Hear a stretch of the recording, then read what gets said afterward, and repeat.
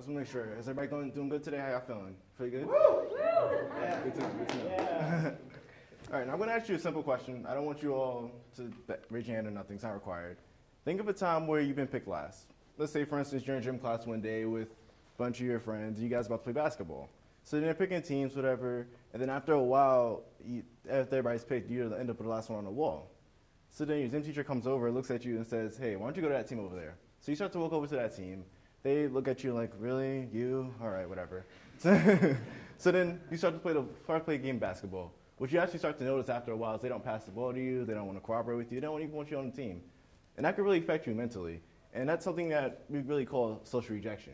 Now, the reason why it does affect you mentally, in fact, is actually because a part of our brain called the dorsal anterior cingulate cortex reacts, and which is responsible for our emotions.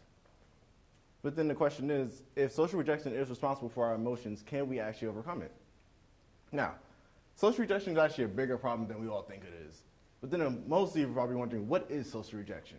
Well, for starters, social rejection is basically when you feel excluded socially. So let's say your friends are going out to a party and they don't invite you.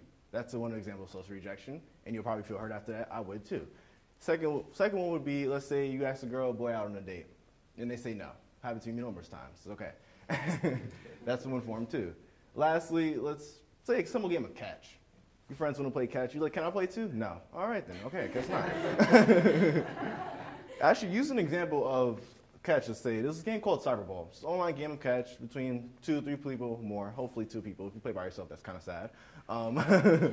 Cyberball. And it was done by a famous doctor of philosophy, Kilping Williams, University of Purdue. So he took 3 volunteers and played a game of catch. So say volunteer 1, 2, and 3, random people anywhere. And what you start to see is the 3 people, they would start to pass the ball to each other all frequently. Then after a while, players 1 and 2 will only pass the ball to themselves exclusively, excluding player 3, which is kind of messed up because he is in the game too, right? But then now player 3 actually feels a little hurt. He's like, why did you guys not including me? And that part of the brain that's actually where he feels that is the anterior insula and the dorsal anterior cingulate, which is kind of weird because those 2 parts of the brain are responsible for physical pain, not mental pain. But last time I checked, social rejection is a mental problem. So now the question is the brain saying that a broken heart is not far from a broken arm? Which then makes it to my next point. Can we use something as simple like Tylenol to actually help with social rejection? Now, most of you think this is probably a crazy idea, but let's look into it a little bit. Dr. of Philosophy, another one, by the name of Naomi Eisenberger, actually conducted this experiment where she gave a group of about 200 volunteers, half of them placebo, half of them Tylenol. So we're going to divide it up. Say this half of the room is going to give you placebo, and this part of the room we're going to give you Tylenol. What you're going to, after a while, you both get experience social rejection. The group of Tylenol, this side of the room, will experience less pain in their brain from social rejection.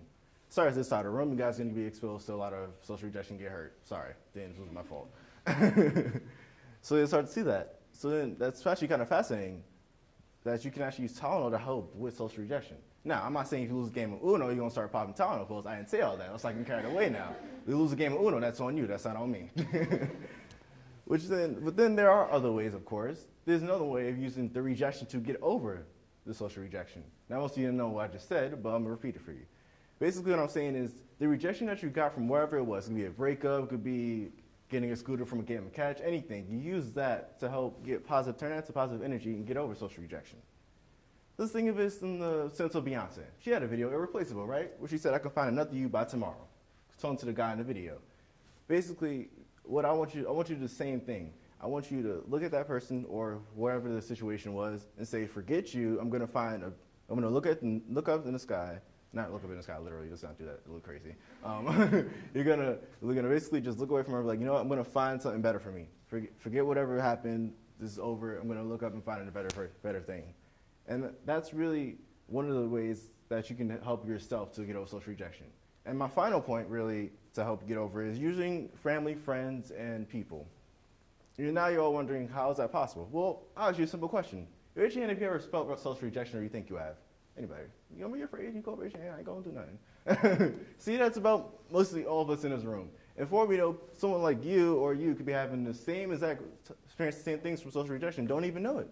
And using that, you can actually help each other cope with social rejection and maybe get over it entirely. Let's say, for example, a bad breakup. We've all gone through them. I hope so. I mean, if not, then you're a lucky person because I've been through a lot. But seriously, like, use those people. You got to use what you have, because social rejection is a problem that we all can help each other get over. We all can basically get over. It's nothing that's too complicated. Because when it comes down to it, you are in control of social rejection. And basically everybody in this room said they've been through it. And like my good friend Ms. Ellis said over there, she said it doesn't matter what race you are, it doesn't matter what color your skin is, how your eyes look, it doesn't matter anything. Social rejection affects everybody in the same exact way as it affects somebody else. And that we all should at least try to help each other get over social rejection. Thank you.